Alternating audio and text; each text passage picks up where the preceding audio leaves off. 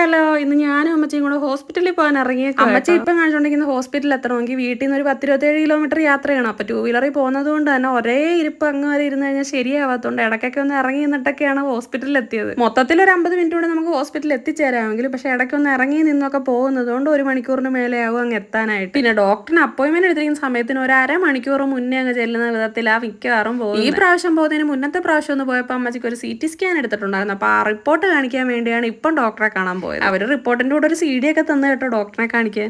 വലിയ കാര്യത്തിൽ ഡോക്ടറെ കണ്ടിട്ട് എളുപ്പം ഇങ്ങ് വരാമെന്നും പറഞ്ഞ് 12 മണിക്ക് ചോറ് നിന്നിട്ട് ഇറങ്ങിയ ഞാനും അമ്മച്ചിയും കൂടെ അവിടെ ചെന്നിരുന്ന് പോസ്റ്റായി. ഡോക്ടർ അന്നേരം ഇല്ലായിരുന്നു, കുറേ നേരം ഇരിക്കേണ്ടി വന്നു.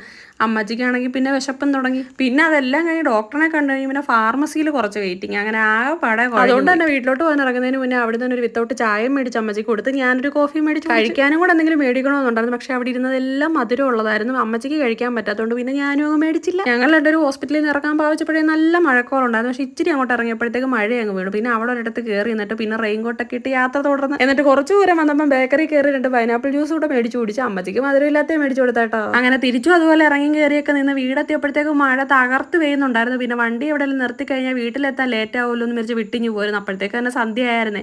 അപ്പോൾ അത്രേ ഉള്ളൂ, ടാറ്റാ.